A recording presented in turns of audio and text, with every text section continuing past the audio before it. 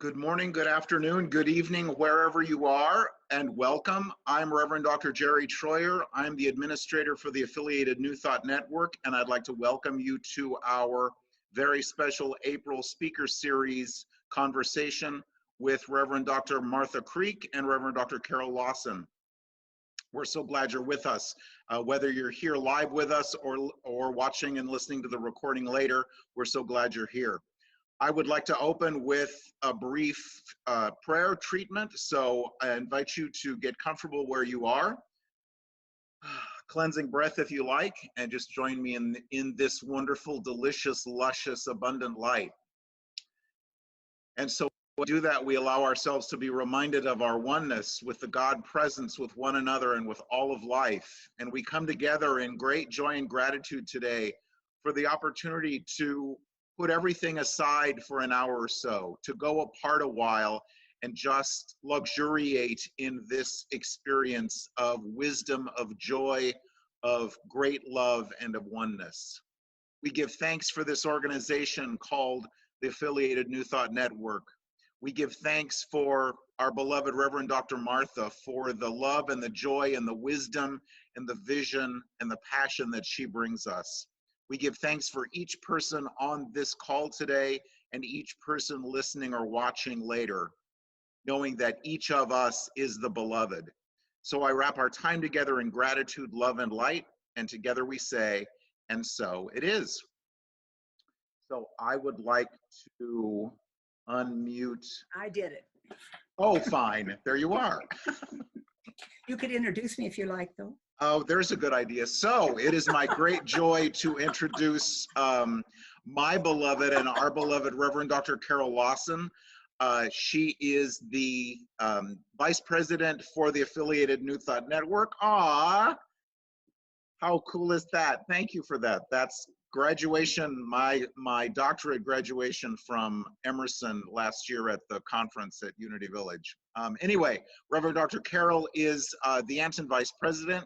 She is the coordinator for the Speakers Series. She is the spiritual leader for the Center for Conscious Living in Morristown, New Jersey. She is a beloved friend, colleague, and mentor, and a hot ticket.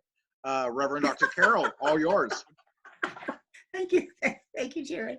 I love this picture and it just hit me today that it's of all three of us and we're together.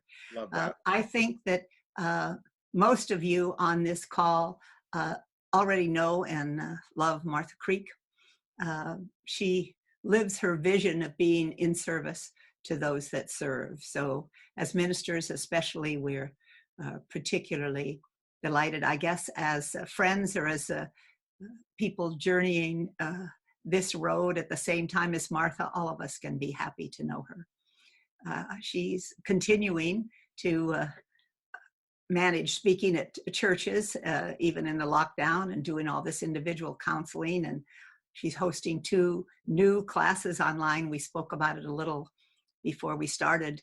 One on boundaries on Thursdays at 8 a.m. and 8 p.m. Eastern, when you could still join tonight.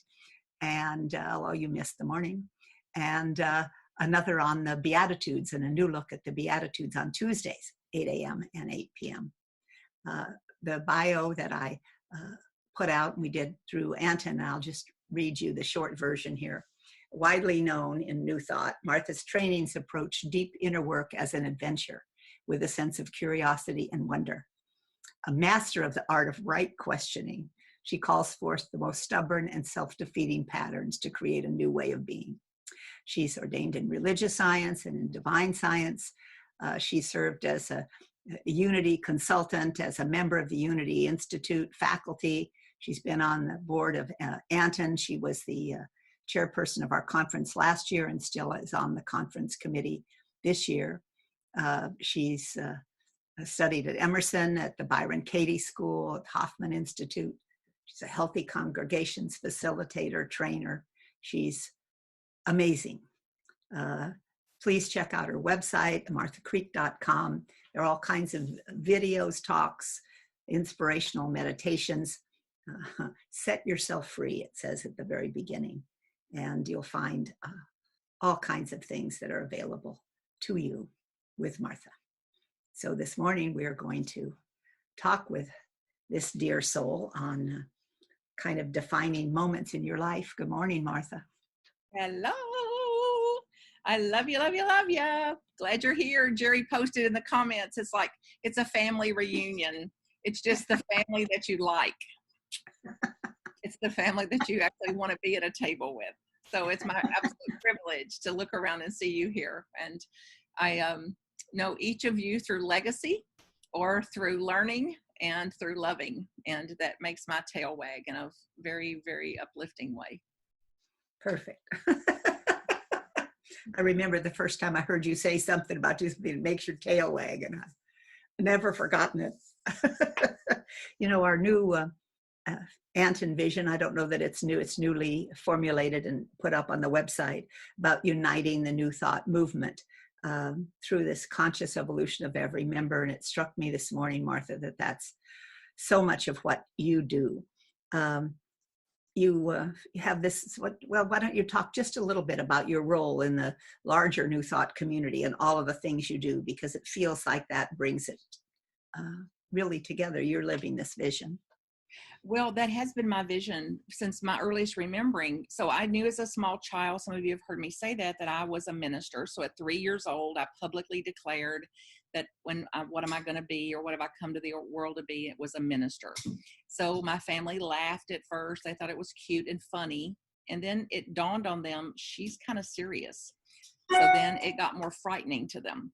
And because particularly back then and even today, unfortunately, and if there is unfortunate, that there's no such thing as a minister as a woman. No woman could be a minister. So it was quite shocking to them, and something that was way outside of anything that they had considered prior to that.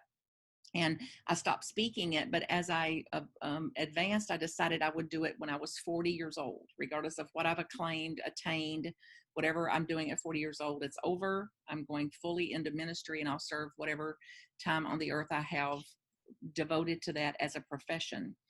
And that's what I did. And I started looking around at seminaries and ordination processes and things, and they weren't a fit for me. They were far too for me into academia and gaining knowledge and all that, versus transforming consciousness and transforming and using the power of the causative generative part of the mind for a different experience of life. So as I started to speak about this to others, they said, oh, you're New Thought. Oh, you should go to Unity. Oh, you're religious science. So people started directing me out of their own commentary about that. So I started in religious science actually, and got practitioner training, ministerial training, and then started serving Unity churches without their ordination.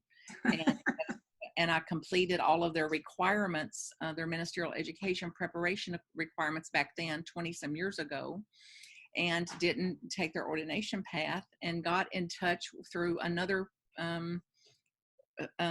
mentoring back then called Pioneers for Possibility. And through that, which was Barbara Marks Hubbard, Jean Houston, Michael Beckwith, some of the leaders that were out writing books and doing the speaking. And I started telling them what I want to do, and that I'm not going to do it this traditional way. And they told me about Emerson Institute. So I called Emerson. So I've been out in a Unity world for 20 some years. I formally and first trained in religious science. So, and I ask a lot of questions about their differences and what makes them different. And all I could ever come up with primarily was semantics. In my own integration of it was primarily semantics. I went to Asilomar every single year, so that was my exposure there. And I went to Unity's conferences every year, the Association for Global New Thought. I've been a member of all these years for 20 some years. I attend the INTA conferences and support that level of New Thought through their conferences and presenting at their conferences for some, including this year, which their conference is in July now, virtual. So I'll be presenting there again. And I got ordained a couple years ago in divine science, devoted some time and study to complete some basic coursework there that would be required. And then they had a reciprocal agreement because of my other ordination. So I have been working in the, and then affiliated New Thought Network was where I believed all along I was a member of Anton. Being a member of Anton because I thought being a graduate of Emerson made me a member of Anton. So now it's very, very important to me for us to differentiate that, to know it's two different organizations. They are in support of one another, but it was two different things. So when I was asked to present at Anton and did, and there was good feedback from it, when I said they wanted me to come back the next year, I was invited. And when somebody said, you may want to look at becoming a member. So that was news to me that I wasn't a member. So each of the New Thought organizations I have been member to, supportive of, participating in, attending, speaking at, and lifting up in the world for over 20 some years now. So this bridging New Thought is not something new for me. It's something I've been living, as you said, Carol, and expressing for a long time. So it's important to me, and I'm pretty devoted to seeing it in my lifetime. So that it. And your bandwidth is very broad, so that's quite possible that it'll do that. Well, you passed over a couple of things we've talked about, or kind of labeled this defining moments. And I just wanted everybody to have that real sense of how connected you are in bringing all of these different, faction is the word in my mind, and that seems wrong, because all of these labels and boundaries and things are kind of falling away. The pandemic has very clearly done that for us. But speak just a little more as we touch on some of these defining moments, because I don't know that everybody, let's go back to that very first, you want to be a minister, and all of the education required. Will you tell them a little bit more about your family of origin kind of environment? Yeah, well, my family didn't go to church, and I wanted to. So my mother is certainly a pioneer woman of every class of consideration for pioneer woman. So I told her I want to go to church, and she said as clearly as this, then find you a way to get to church. So I did. You're very young, and you're out, not in the city, not near a church. Oh my God, out in the middle of the country. But even in the country, there's churches on every corner. So no worries. There's no shortage of churches, just which one is going to be a fit for me. And I started calling the neighbors up and going and asking them, could I go to church with them? And I was prepared to walk to their house. So I didn't have enough daring in me then to ask them to come and pick me up. So I was willing to walk to their house even to go to church. And they, of course, was delighted that I wanted to go and was willing to pick me up. And the first church I went to, I got the creeps. There was some particular person there, actually, which is a defining moment in my own life too. And I said, I'm not going to go here anymore. And I told my mother when I got back that this man was creepy to me. I was just a little girl now. And she told me, oh, no, don't ever speak anything about him. He's a high level, somebody in the church, whatever. And I so zipped it, didn't say anything else, but I wouldn't go back to that church. And later it came out that particular man was actually molesting his children. So there was some kind of intuition, a vibe, or some kind of awareness I had even as a small child that I knew from that point that it's very important, very critical, in fact, for me to honor that internal guidance like that. And that when I've done that through my life, I didn't regret it. And at times when I disregard that or try to bypass it in some way, I have. So that was its own defining moment. And then when I started looking at these seminaries, as I said before, that was a defining moment because I believed that I already knew which way it's going to go. And for Unity, for example, when I went there, I got a clear guidance when the plane landed in Kansas City, Missouri. This was 20 some years ago. And I was, unleashed. Whatever joy and passion I have now, like I finally had found my path. This was going to be it. And the clear internal, until this day 40, 27, whatever it is, yes. know that I had the clearest, most direct no I've ever had in my life, that it was not this, no. And I went right on through the process because I wanted to understand the process. I wanted to have the experience of the process. On the last day I was there, I went to that bookstore in Unity Village Bookstore. Most of you have been in there, and bought something called You Are a Minister. and read it in the Fillmore Chapel to everybody in that class, which was 40, and told them that they have been ordained. If they are truly ordained, they've been ordained by God. They're ordained through their own life experience, and they do not need an organization to do that. And good luck. Love you. How did that go? Fine. And I don't know how it went for them. You'd have to ask them how that went. But I was clear as a bell that that's what it was true for me, where I stood on that. And then I got a letter from Unity that they call a redirection letter. That said, and so that might be your answer to it. That went so well that they told me no, thank you. And that they said I have not been. The reason was one of them. There was two, maybe, or three. I can't remember. I told you I wish I had the letter still. The first one was I haven't been in Unity long enough to do this, and it was I'm grateful because it was not necessary. It was not necessary. It would have been conflictual for me to be there. It's like a square peg in a round hole. So it would have been hard on me and harder on them. And I have then since, of course, I didn't reapply. And I went right on about living it and teaching it. They're my principles. It's what I follow. And I've been serving Unity churches professionally since that day without that. So another defining moment. And it's kind of nice that you didn't completely listen first. So many of us do that. Well, how about 2 out of 3? We get the prompt, we get the thing and say, well, are you so yes, well, and a very defining moment for you. I have to work at it. Yeah. But I know too also. You mentioned another defining moment as we talked about the divorce. Do you want to mention that? Say that as something that kind of changed things for you completely? Yeah, I never had, I was raised in a family that didn't go to church, and I wanted to go to church. I also was raised in a family who didn't value education, and they didn't see any need for it. My dad stopped in the 4th grade. My mother quit in the 8th grade. And she eventually went back, though, with encouragement and determination in her to get a GED, primarily so she could serve as the president of her union in the factory where she worked. So she had to do it. She had to meet certain protocols to get the position she wanted. So she got a GED, but my brothers both quit school. I'm the oldest of 3, and they both quit school when they turned 16 years old, which was a legal age then that you were no longer required to go to school in rural Kentucky.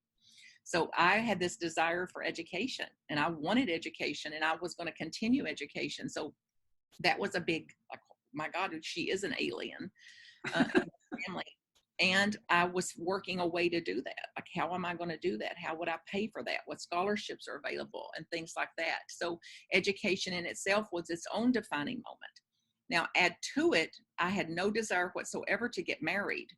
And I knew as a very young child, I was not going to have children. Under no circumstances was I going to have a child. No way, no how.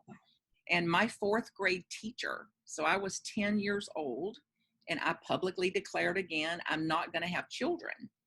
And she said to me this: if you don't have children, you're not worth your own raising. If you don't have children, you're not worth your own raising. So I have a very defining moment, because in my heart, I went, lady, that philosophy is yours. It is not mine. So I loved my teachers. I worshiped them. I was the teacher's pet. I was the teacher's assistant. I was really something in their eyes, and they were something in my eyes. And I was having no part of her philosophy of I have to have children. So I didn't want to get married either. And I say today that I ended up getting married in some attempt to be normal. I was so abnormal. Like, I want to do this. They don't want to do that. I value this. They don't value that. And it's like, okay, what could I do that could make me just normalize me a little bit? And of course, people that study horoscopes say, oh God, you can't be normal. You're Aquarian. So everybody's got their reasons for why I'm the way I am. So my closest friends, so we had a little pot of 5 of us, the 5 Musketeers, close girlfriends. I mean, besties. And all 4 of them got married when they were 16 years old. And I could not do it to save my life. So I kept putting it off. I'll do it next summer. I'll do it at Christmas. I'll do it next summer. I'll do it at Christmas. I'll do it when I graduate. So I'd put it off for 2 years and ended up getting married because I didn't know what else to do. And it was never true for me. And I literally vomited, physically vomited that day that I got married over and over. And it was like, I would describe now an abandonment of myself, an abandonment of my soul, of my spirit to do that. So that went on for 5 years. I married the only man I dated. And it was so dishonest to stay married that I couldn't do it anymore. And I didn't have enough self back then to do it for myself. But I had too much what the world would call codependency. I had too much care for him to stay in the marriage because I thought it was so dishonest that I was robbing him of a life that he could have if he wasn't married to me. So, and I didn't tell a soul. I went and looked at the law, what it was legal about it. I knew that I had to be separated 90 days. There was no children involved, of course, and anything, whatever I'd purchased was in my own name. So it was pretty easy to do. He also, that man threatened suicide. So that was a big defining moment in my life. And his brother had committed suicide, and his only other brother was in an institution, a psych ward institution for mental illness. So it was very probable that he might. And I was able to have enough self to say, I won't take responsibility for your life. I don't want you dead. I don't want you to kill yourself. And I will not assume responsibility for your life. And that was in 1983. And I've been single since then, and he didn't take his own life. We need to take a deep breath, I think, on that defining moment. It's just, to me, Martha, this idea that from 3, you have known this deep inner voice about what you're here to do is amazing. And then each of these things as defining moments kind of moves the whole thing forward somehow. I wonder, are they, as we look at defining moments, are they choice points, or is it somehow surrender to this larger thing that's flowing through? That's another conversation, I'd say, or another workshop, because we could talk on if there's real choice or not. If there's choice, and if there's choice, then yes, there was a choice point. And if we have free will, then that's to be determined between individuals, whatever they believe or not about having choice or free will. That's up to y'all to decide that. And I go back and forth. At times I feel like I really had a choice here. And if there's times I have no comprehension of having any choice. And I even get a sense sometimes that I'm on an assignment. So I'm here to do what I've already agreed to do or been assigned to do. So I'm here to fulfill that, not to make choices about it. So from that context, then it could be, and that could be something interesting for us all to look at, is that the DVD's already burned. So I can either be mad about the DVD and how it goes, or I can get a glass of tea and kick back and see how it unfolds. have a little more freedom in it. Lovely. That's long been a question back and forth for me on both sides as well, about whether this is a choice or in some deeper context, when you're letting it all flow through, then it's just kind of a sidestep. It seems to me at 3. That's why I really wanted you to share that. At 3, in a family that doesn't do that, has no inclination, there'll be no discussions of it, certainly not as a woman doing it if there ever was church mentioned. For you to know that feels like it is that deeper calling. That's an assignment.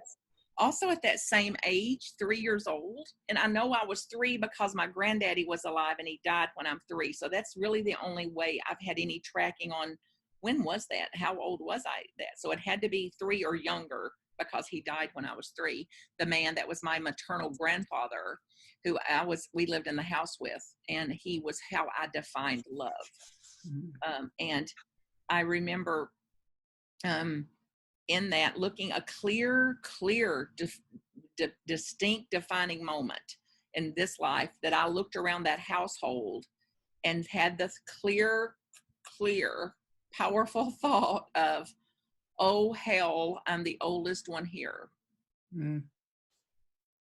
And that's then the role that I took on, the role as the oldest.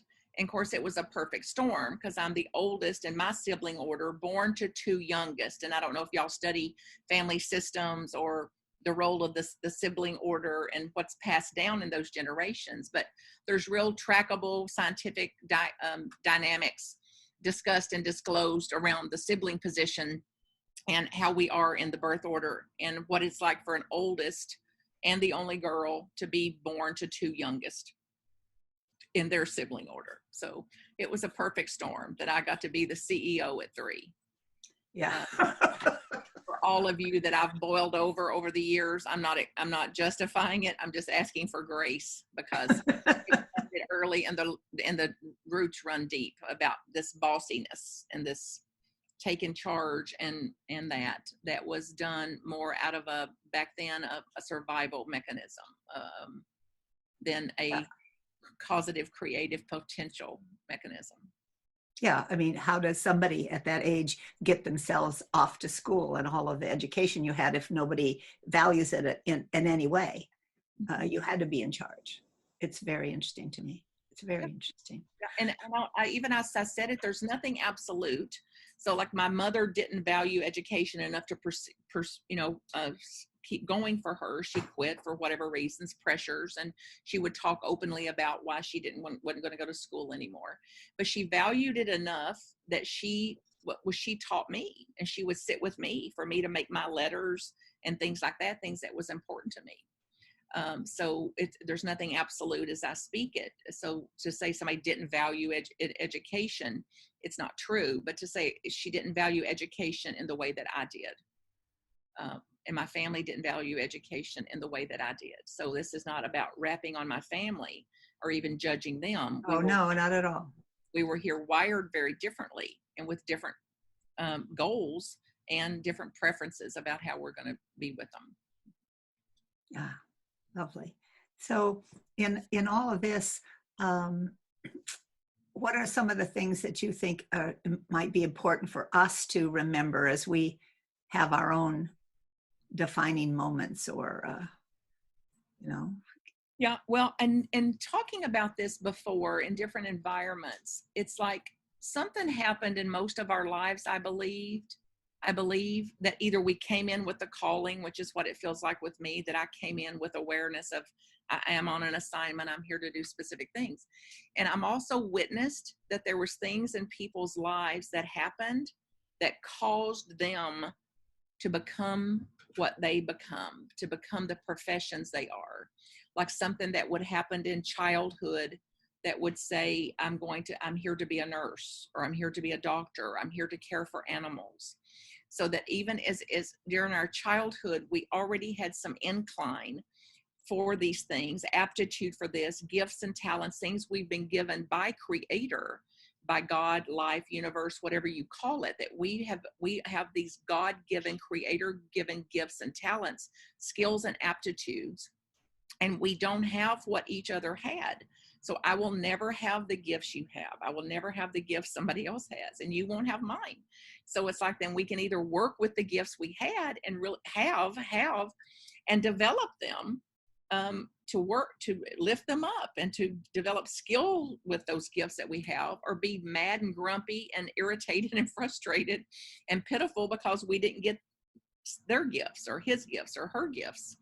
And I believe I've listened to people say, yeah, this happened to my life, and that's the day I knew I'm going to be a nurse, that I'm going to do this differently. That's the day that I knew I'm going to serve a human resources department. This is the day that I knew I was here to care for animals. So I bet if everybody on the call could sit and identify some defining moment in their life where They knew that they too were here to serve humanity in some more specific way. And I believe, and it's obvious that shifts, that it could be for a time. For a time, I'll be in the role of mother. For a time, I'll be in the role of teacher. For a time, I'll be in the role of doctor, nurse, Indian chief, lawyer, whatever it is, dentist. And that's not who we are, but a role that we're in.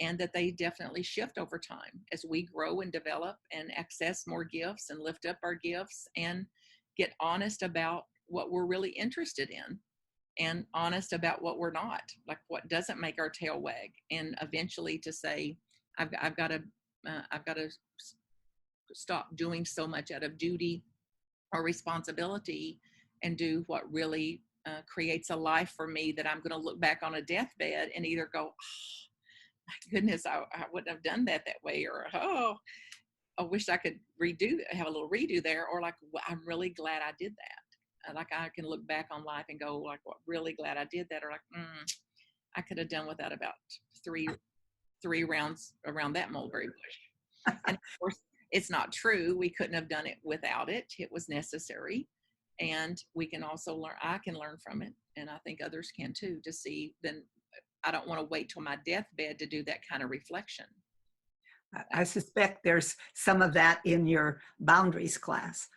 We mentioned that just before we started recording. Why don't you it just came up for me now to mention the boundaries, which is Thursdays, 8 a.m. and 8 p.m. I bet you're talking about some of that stuff. We do some, and it's real practical. I mean, it's nuts and bolts and practices and things for us to, even if we're doing it and doing it fairly well, to find just a way to dial that up 10 degrees, just to lift that up, just to get a little tighter with that, or a little looser maybe would even be a better word. And all of this is at marthacreek.com. And in there is how to get to it, the emails, the Zoom links you need, the passwords and all that. It's also a way to sign up to subscribe to the newsletter. And then you'll get once a month only, just once a month, you'll get something that says, here's the kind of the happenings for the month. Then you can participate at whatever level. Then there's a YouTube channel, and you can subscribe to that. So then anytime a new video gets posted, you'll get a little email about it. So it really then, it requires though you to step in. If this teaching is resonant with you, or what you think I'm about in the world is resonant with you, go to this marthacreek.com and to that YouTube channel and tap into there. And you certainly can use all of that for your own teaching, for classes. Like I put it out in the world, it's free, and you're welcome to teach from it, preach from it, use it for classes, share it with people, do anything you can, because my vision is to get our teachings to the whole of the planet. And, you know, she works a lot, but give her a little help. So go ahead and use this. Yeah, well, Carol, because it's like when you think about it, like I can reach this many with great effort and passion, devotion. I can reach this many, but then we can reach this many, and then through organizations and lists and all that, then it's absolutely possible to reach humanity with these teachings. And yeah. I know then that y'all are co-inspirators with me to do that. So Marlene put a couple of comments in which says the boundaries class is mind-opening, the Beatitudes class is awesome. So just if you weren't on the beginning of the call, these are the two classes that Martha has open now. You have several others that are running for the whole year, but are closed, I think, probably. I can also, some of the churches now, I've been booked so far in advance, like I'm booked 1.5 years in advance. So people get a weekend and they kind of own it. Then they just hold it and keep doing it again. So I've not been available physically to go to some of these places. And Margaret has waited, Carol has waited, Elizabeth has waited. There's many of you on here that's like, just what year is it that you could come? You know, don't give away my weekend. Exactly, and don't give away my weekend. So now with this virtual world, I'm bilocating for the first time in my history, but it's a dream come true. So this Sunday, I'll be presenting in Garden Park, Cincinnati, Ohio, and Victoria, British Columbia, Canada. The following week, I'll be in Alberta, Calgary, and Morristown, New Jersey. So, and with Jean Sweet over in Helena, Montana. So I can Zoom you. You can Zoom me in if you want to do that. You can also, I've got a series of talks made that are relevant, particularly for this year and time. I think that's grounded in the basics of our principles. And I can send you one of those talks if you do it more from a recording. So that's available too. So it's quite wonderful. You know, I want to mention something because I'm sitting here looking at a card. I want to mention your Upper Creek art. And there's a quote from that. She says, "My sincere desire is for you all to be reminded of what you love, where you love, and why you love as you journey through just some of the thousands of pictures I've taken over the years." And that's on her website as well. The one that I have here to remind me to think about it is, who would I be if I was willing? And I just feel like bowing at your feet, Martha, because all of these stories show you being willing to just take the next step, to follow that prompt, to do whatever's next. And it's kind of a beautiful testament to what happens when you're willing. Well, thank you, Carol. And that means the world to me, because that one sentence has served me daily for decades. In this situation, what's another option for me? In this situation, I do not love this. I do not love this. I do not like this. And in this situation, how else can I see this? What if I am willing for this? What would that shift? And it leaves me more access to the higher room, to higher consciousness, to the upper room, the throne room, whatever you call it, that in those questions that will do anything to short circuit the instinctual reactive tendency and pattern to regress, to get panicked, shut down, afraid, terrorized. That one question considered has to access our cognition and our higher resource to innovate, create, cause, generate the basics of our teaching. Then if I was willing here, how would I proceed? If I was willing for this, what else could be done? What's another option for me? How else can I see this? What can I do? And it holds such power, because it's like, I've lost my job. What am I going to do? Or I've lost the job. What am I going to do? Yeah, beautiful. Yeah, Janine's written that too. In this situation, what's another option for me? How else can I see this? All of this. You're welcome to, if you have a question or if there's something else you'd like to have Martha be talking about, you're welcome to put it in the chat. I know that she's always open and available to answer things for people as we kind of look at our own defining. You know, to say that, Carol, I'm also available if I can personally help you in some way, to just mentor you a little bit or tormentor you a little bit. I'm all in.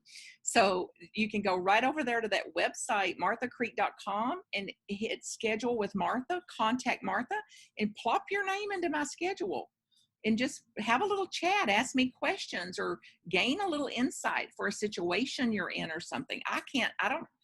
My wisdom is for me, but I have some approaches that will activate your wisdom and that will draw forth your own wisdom through facilitation in that. So you're welcome that. Many of you that are on the call here with us today have already experienced that. So you already know the power of just like cutting through some of this, and you're welcome to it. I mean, remember, my calling is to serve those who serve.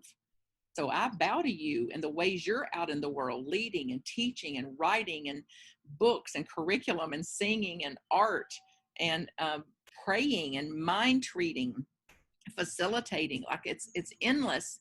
And then it's the fulfillment of my own heart's calling to bolster you up, to serve you in some way. So you can do it directly through little things like this, or you can just go plop you in a little appointment and we'll have some tea and see what kind of BS we can undo. Belief systems. Yeah. I'm glad you clarified that. I just took a look at the gallery view to be sure I saw Jan or somebody else that wasn't able to put things in the chat, but I don't see a hand raised. So we'll let me know. Yeah. Anything else you'd like to hear from Martha? And if you've got insights from listening today, you can share those too. Like, what's your takeaway from listening to all this rambling about one life? So how can you apply it to your own, or what's some defining moments you can share with us that you believe that would bless us or uplift us in some way? That's certainly open the field for that too. And just wave your hand like that and Carol will call on you. Like, what's your takeaway today, or some new insight you've got from this? Or they might need to unmute themselves. There's a number of people on the call, Martha, so I can't see all the faces at once. I'm trying here. And then continue to hold Anton in prayer, certainly. We're in a still a great big creative process for that. A new a website that's being, like, the nuts and bolts of that, kind of being the wheels of that being ironed out right now. So stay tuned for that. A big, extra big launch. We've had a soft launch of that. So we'll have a great big launch of that we're real proud of, and what Anton and his board and its leaders have committed in this conference that as far as we know, we'll still hold, but we're being informed by the time and place and what's going on in the world. Certainly we'll have to make decisions based on that, but you definitely want to get to this conference any way that you can, find a way to get there and put that information out. Mitch Horowitz and Paul Seelig and Melissa and Z all keynoting and doing music in that, plus this family here, a majority of them that'll be here to be in communion with and community with, all sorts of ways. And Anton.org is the website. Yes, Jerry just put it up there. It's in the chat. And a question, Martha, for you. What kind of things do you think it's important for us to remember in the middle of this global wake-up call? Yeah, I think what I spoke about earlier, like this came in a reading of that I got in preparing for the Beatitudes class, actually. And it was a quote from Meister Eckhart to hold in the front of our minds this place of nothingness, this place of stillness, this place that is ours, that's untouched by this, that's untouched by illusion, that's untouched by mistakes and the notions of sin, and that there's a place in us that belongs wholly belongs to God, to Creator, and that it's ours, and that it is the highest of times right now to spend more time in that room, or at least going in that direction, with all the distraction and with all the allure to look somewhere else and to judge something and blame something and pin the cause of this somewhere else, versus saying that it's more time now. And even if as we're meditating, like the meditations we've used, all of you have noticed this, that your meditations that you make, have used a 3-minute meditation, you're good to go again, and you meditate 3 minutes and you're not ready to go again. Like, so 3 minutes might have to become 5 minutes. It may have to become, my meditations become open eye meditations, that it can't be on a cushion with my little Om position. It's got to be more in a walking meditation, or while I'm cutting vegetables meditation. So whatever bandwidth we've been running on these deep, meaningful spiritual practices have got to be dialed up through this time. And for me, the best thing I know to do is to be quick to offer grace to yourself during this time, to be the first and to be quick to offer grace to yourself, because it's written about, the psychologists are writing about it a great deal now, that we're in a time and a phenomena that is not to be understood, to quit trying to understand what we cannot understand, and to quit trying to make sense out of things that don't make any sense. Now, this is bug tussle, lay it out, straight up grassroots, what not to do, which is to stop trying to make sense out of things that don't make sense, and to accept we can't understand it. and to so whatever's worked for me in the past is not going to work right now. This is not business as usual. So I'm going to have to look daily, even, or moment to moments during the day, to see how am I going to be with this and keep my functioning up. Because as anxiety goes up, functioning goes down. So the higher anxiety goes, the more I've got to keep some balance in my own functioning. So let's hear from some of y'all. What are you doing to make the difference? Because, we read this week, people are having trouble focusing. You may have noticed that already. It takes twice as long to do anything. You just don't have the bandwidth that you used to have. So let's hear from some of you all. What are you doing already? Just to finish up, and then we'll go through some of the comments, gives people a little bit of time to write in the chat, Martha. But I was reading the Paul Zelig book, the first one, The Word I Am Word, yesterday. And they're talking about that same thing you were about this, the space in the front. They said, picture in front of you your perfect self, your high self, as you're created by the divine. Everything absolutely glorious, wonderful. Picture that, and then see that becoming more and more embodied in the space that we're in now, in the body that we're in. If we're talking about having the Christed self coming to be present on the earth, we are the hands and feet of God. And it was a wonderful thing. They were suggesting before you go to bed at night, in the morning, seeing that perfection, and then allowing, as we move our vibration a little clearer, this more stillness that you're talking about, so that that can be embodied. Yeah, that's one example. So Janet put forth a question about to offer some insights for ways that we can see this stay-at-home time in a new light. So I can tell you, for me, it was like a new insight for me to see it in a new light. So how can you see this time out, this time in home through a different framework?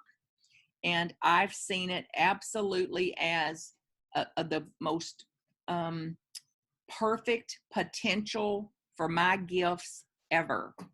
So all the time that I was spending getting from one city to the other city, to the next state, to the next state, for planning these next things, all of that energy has been directed into presence. It's been directed into teaching. It's been directed into creating classworks, courseworks. It's in videos, getting video preparations of teaching people Zoom. So all of that energy that I have, that's a high energy, like an Energizer Bunny kind of energy, that was being expended out in the world doing these things, has all been redirected. So I see it then that it was a critical use of my energy in a critical time. So that's a way that I've got a new framework around it. I also got seriously back in touch with how much silence and solitude that I thrive on. Silence and solitude. So it was a reboot of myself, a restart for my own being, mental, emotional, spiritual, physical reboot, a restart for me. So that gives me a new framework to look through, just exactly how necessary this was. And we've got some comments here. Thank you, Andrea. You want to read them, Carol? I can, or Jerry. That's Diane Hunter. First, after my commitment to the boundaries class last week, I've done some experimenting for myself and found that I've needed to do deeper breathing and more focused breathing meditations. Yeah. So part of the boundaries class includes looking at something, how can I have more boundary around my mental boundaries? Thoughts I'm going to entertain, thoughts I'm not going to entertain, thoughts I'm not going to, like it's a dead end street. And then how to have some more new and more profound mental boundary, some new and more profound emotional boundaries. Like I'm not going to be willing to share all of my emotions with all people. I'm going to share emotions with people where I think there's actually a receptor for that. And our relationships can't bear this. One relationship cannot bear the kind of intensity that most of us are having now emotionally, be it the grief, the loss, And there's loss in everybody's life, whether people are dying or not. There's a great loss and grief that is a depth that has not been felt by anybody in this lifetime. So the deepest losses we've had that cut the heart, that we're in that renewed grief of that, whatever grief of left was that, and a new grief that's unheard of. That and the Beatitude for the week that may be beneficial for some of you. It's a metaphysical interpretation of the Beatitudes, but it includes, and I've watched this in my life, particularly in the New Thought arenas, of this fake positivity and this denying emotion and suppress it, depress it, disown it, deny it, pretend, that's bit us in the butt. I believe as a movement also, it's like you're welcome to come to my church as long as you're happy, happy, happy. When you're anything but happy, happy, happy, you're going to have to find somewhere else to go. And then, of course, people can't do that because we're in 100% humanness and 100% divinity. And the messy middle of that. The messy middle of that humanness, and we do get attached, and we do want people to live, and we do want to have jobs and money and success and businesses, and we want to get our way, and when we don't get our way, and there is real loss, and it comes out in very extreme ways, this loss. So whether or not we can identify grief, that we're in a collective grief experience some sort, which means those of us that can regulate that to a degree, not suppress it, depress it, and disown it, we have a real potential to being way showers and light shedders and the light of the world for people that are deeply affected by this, or they're deeply into this. Mention that Margaret is asking for a class on Mondays because she teaches on Tuesdays and Thursdays and not 8 a.m. Now, I'm sure she doesn't teach at 8 a.m. So there's always that possibility, but Now she does. Wow. Yeah, well, I will look at it, Margaret. I've already got 3 classes on Monday that are closed group, so it's a little harder for me on that night. But there is one on Monday that's not public, but I'll put it here in the field.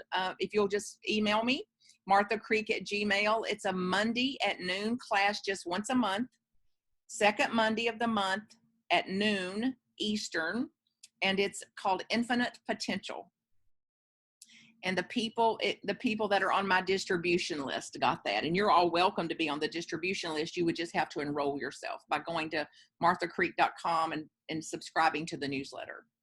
But if you email me directly, I'll add you to that group. And that's Mondays at noon. And we'll be doing that through the rest of the year. See, you ask and the answer is provided. Beautiful.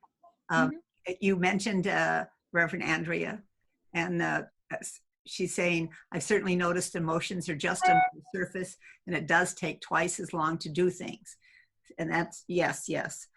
So many additional things to consider with normal activities, and also many benefits to these changes. Well, and then to allow some space for that, which is what I meant by be the first to extend grace. Like the irritability is up, frustration is up, just a bristliness. And it's like, it doesn't have to be a known cause for it, but it's like, it's a phenomena. So we're in a force field of this. So then keep some good, strong, stricter boundaries with yourself, as well as a great deal of grace. And then some of the others on the other class said, including one of you, that, at some point I just couldn't do anymore. So I just sat down and ate a frozen pizza and drank some wine. So there. So it's like, you better give yourself a little opportunity to do some of that. It could be binge watching some nonsense show or something that it's just not spiritual enough for you. And it's like, well, quit trying to be spiritual for a minute and just take care of yourself mentally, emotionally, and physically. And know to the degree that you do that, you're going to shed more of a spiritual light. So I would encourage us to drop some of these notions of being spiritual and know that I'm already that. I don't have to work at being spiritual. I'm as spirit as I can be. And I've got some physical things I could really take care of, including my own emotions and my own heart and my physicalities or anything else that's going to keep my mind from being as wily as it can be when it gets anxious. Yeah, and I think that answers a lot of the other questions about don't have a shut-off valve when it comes to eating, or this idea of unacknowledged loss and toxic positivity, spiritual bypass. Yes. All of this. So acknowledging the loss, that could be helpful, whoever wrote that, to acknowledge there is loss. And whether their loss could be like over the top, and it's like your loss could be here, but that's the part that's got you in a bind. So it's like, regardless of if it's because one woman, the first week of this, was devastated because her 2-year-old couldn't have its birthday party. And it's like, oh my God, doesn't she see the serious nature of this crisis? I mean, God, it's like, no, she couldn't see anything other than how devastated she is because her 2-year-old couldn't have the birthday party that they had worked hard for, saved money for. Everybody was coming, grandma will be there, all the aunts and uncles, and now they can't have it. And then my friends did weddings that same week. This is the first week of this. And they both said it was like being at a funeral because the brides couldn't quit crying because this dream wedding they had out was now the two of them and a minister. So this is, and if whatever it is, a business, a loss of income, like not knowing what I'm going to do with these people that are in my house that I could only tolerate for 10 minutes that are here now. It's like we've got some serious matters to deal with here. Like, I'm just a thought away from, kicking them in the shin. So it's no little thing to admit there's loss and then to keep finding very masterful ways to close the gaps on that before it gets higher and higher and higher. Beautiful, Martha. Beautiful. All of this is just plain down home sense. And that's my best. That's my favorite feedback. She's so practical. Well, but my sense is that it's both, and you mentioned it. It's the human and the divine. So there is that cherishing awareness that runs through everything you say, which is another beautiful word for God. There is that limitless letting it flow, knowing what you're prompted to at 3, and allowing that to go at the same time that it's practical. Wait, if it's don't be so spiritual, just go sit down and watch your TV or do whatever it is, or open the front door. I did one morning, just open the front door and just have some fresh air in my face. Boy, yeah. So I want to acknowledge you all again for being here. Our time is up, and it means the world to me to know you're out there, to see you here, to think about you. I pray for you often and what you're doing out there in the world. I wish you the best and even better than the best, better than that. And if I can serve you in any way, to get directly in touch with me for that.